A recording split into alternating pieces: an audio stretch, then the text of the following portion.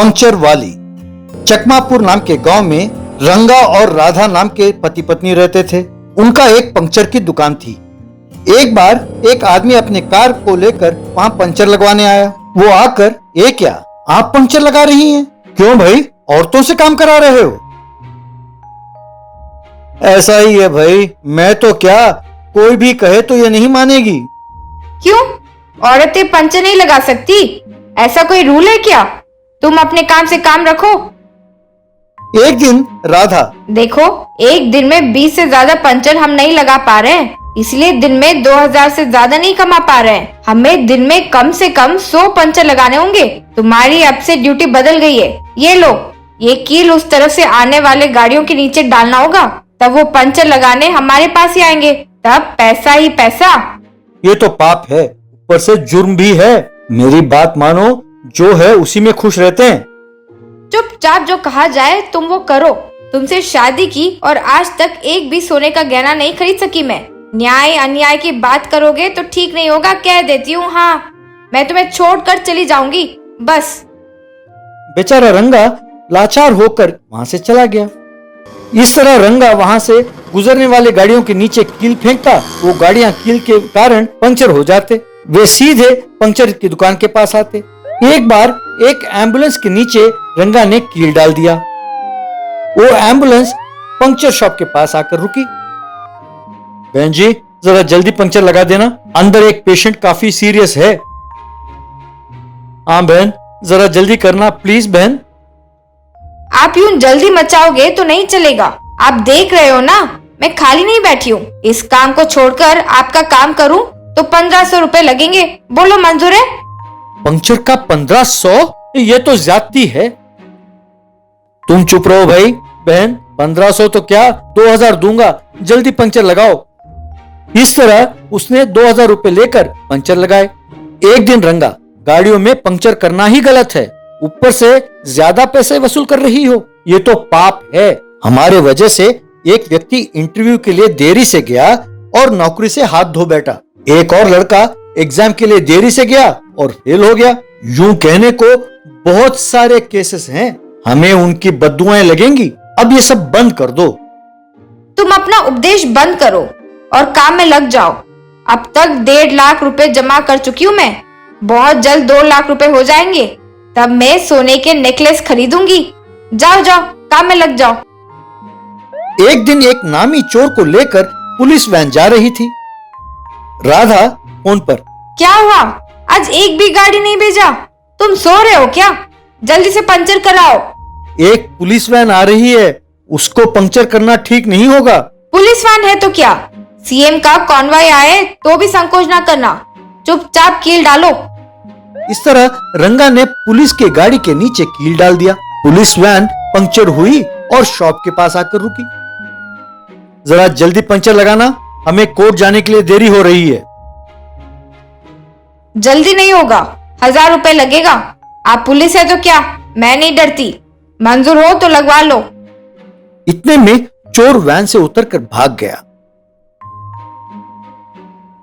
अरे तुम्हें देखकर लगता है कि तुम कोई चंबल की रानी हो। हमारी मजबूरी है, ठीक है, लगाओ पंक्चर। उसने पंक्चर लगाया तो उसने पैसे दिए। बाद में देखा तो चोर गायब था, तो वे सब चिंता में पड़ गए।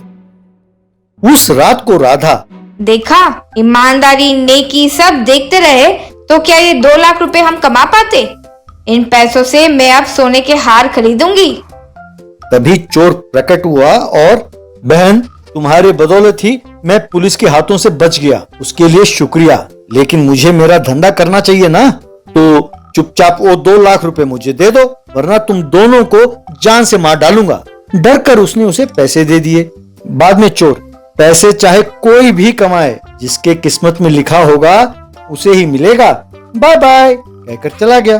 बस राधा कश खाकर गिर गई। Saw wheels tractor. एक बार एक चोरों का गिरोह चोरी करके घोड़ों पर भाग रहे थे। पुलिस तो जीप में उनका पीछा कर रहे थे। जितना भी दूर जाने से भी पुलिस रुके बिना उनके पीछे पड़े हुए थे। उस चोरों का नायक का नाम धिल्लू था। वो घोड़े पर जाते समय उनका अनुगामी को इशारा किया, एक ने उसके पास जो थैली था उसे नीचे फेंक दिया। उसमें से बहुत सारे कीले रास्ते पर गिर गए। पुलिस का जीप उन कीलों पर जाने की वजह से पंक्चर हो गया। उसकी वजह से पुलिस ने सर पकड़ लिया। उसके बाद चोर गुफा में इकट्ठा हो गए।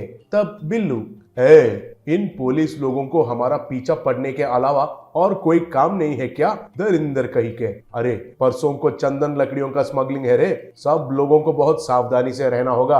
अगर पुलिस चेक पोस्ट के पास कुछ ज्यादा किया तो उनको लॉरी से टकरा कर आगे चले जाते हैं येड़ों को, बस कहा। फिर पुलिस स्टेशन में एसआई, कांस्टेबल्स, वो चोर लोग चंदन का स्मगलिंग करने के लिए तैयार हो रहे हैं कहकर मुझे इन्फॉर्मेशन आया है। उनको पकड़ने के लिए मेरे पास एक प्लान है, कहकर उनको उसका प्लान बताया। फिर सब चोर एक ट्रक में चंदन का लकड़ियों को लगाकर उस तरफ जा रहे थे। तभी उनको पुलिस का चेक पोस्ट दिखाई दिया। वहां पुलिस लोग गन दिखाकर ट्रक को रोकने के लिए इशारा कर रहे थे। तब बिल्लू, अरे ये येड़ों को शायद पता चल गया है, कुछ भी सोचे बिना चेक पोस्ट को ठकरा कर जाओ, कहा। तब ड्राइवर ने ठीक है कहकर तेजी से जाकर चेक पोस्ट को ठकराया, मगर उस चेक पोस्ट को कुछ भी नहीं हुआ। ट्रक ही उड़कर बाजू में गिर गया। तब पुलिस जाकर सबको पकड़कर खूब पीटने लगे। तब एसआई बिल्लू से, अरे ओ बिल्लू कहीं के, मुझे मालूम है रे तुम कितना हद तक जाओगे कहकर, इसलिए चेक पोस्ट को डबल आयरन से बनवाया है रे। कैसा लगा मेरा झटका? चलिए स्टेशन, कहा। तब बिल्लू, और नमस्ते डीजीपी साहब, मुझे पकड़ने के लिए आप भी आए हो क्या? कहकर चिल्लाया। वो सुनकर सब पुलिस पीछे मुड़कर देखने लगे। उसी समय बिल्लू लोग वहां से बहुत तेजी से भाग गए। एक दिन बिल्लू एक ट्रैक्टर को लेकर गुफा के पास आया। वो देखकर एक चोर, भैया ये क्या है भैया, चोरी करना बंद करके अब हम सबको खेती बाड़ी करना होगा क्या? कहकर पूछा। तब बिल्लू, पागल कहीं का, ये कोई साधारण ट्रैक्टर सोच रहे हो क्या? एक बार इसका पावर क्या है देखिए, कहकर स्टीयरिंग के बाजू में एक बटन को दबाया। बस ट्रैक्टर का व्हील्स गायब होकर 100 व्हील्स निकल गए। वो देखकर सब चोर हैरान हो गए। तब बिल्लू, अरे ये मैंने एक साइंटिस्ट के पास जाकर उसके पास रहकर बनवाया है। अब हमें रोकने का शक्ति किसी के पास नहीं है, मैं झुकेगा नहीं साला, कहा। अगले दिन सारे चोर मिलकर उन चंदन के लकड़ियों को उस ट्रैक्टर में लगाकर जा रहे थे। कुछ दूर में पुलिस उस ट्रैक्टर को देखकर रोकने के लिए इशारा कर रहे थे।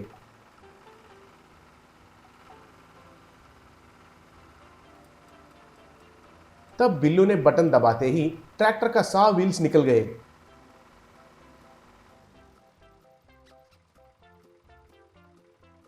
और वो चेक पोस्ट को काटकर आगे चला गया।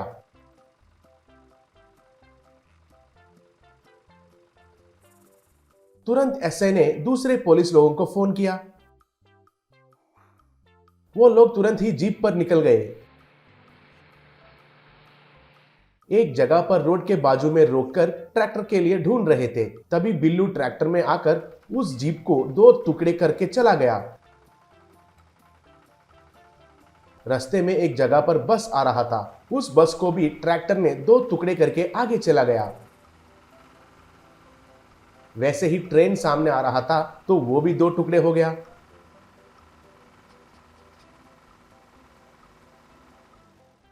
फिर उसके बाद गुफा में बिल्लू, देखा है ना, वो पुलिस हमें कुछ भी नहीं कर पाएंगे।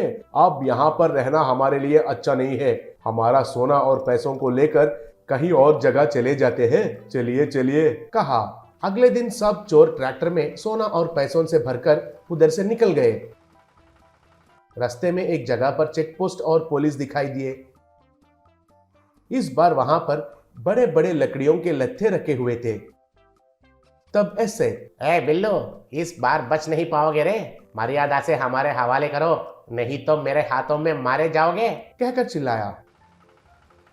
तब बिल्लू, अरे डेढ़ दिमाग वाला ऐसे ही, लकड़ियों को काटने वाला ही आरी है तो मेरे ट्रैक्टर टायर्स को इन बड़े बड़े लकड़ियों के टुकड़े कैसे रोक पाएंगे सोच रहे हो, इडियट, कहकर बटन को दबाते ही 100 व्हील्स निकल गए। फिर वो धीरे से आके उन लकड़ियों को काट कर चला गया, मगर वहां आगे रोड को खोदकर एक बड़ा सा कीचड़ का गड्ढा खोदा हुआ था। ट्रैक्टर उसके अंदर जाकर लटक गई। बिल्लू ने बहुत कोशिश करने के बाद भी वो आगे नहीं जा पा रहा था। तभी पुलिस आकर उनको पकड़ लिए और फिर ऐसे। क्या रे बिल्लू, समझदारी सिर्फ तुम्हारा पास ही है कहकर सोच रहे हो क्या? चलो रे जेल में आटा पीसो। कहा। फिर सबको पकड़कर जेल में डाल दिया।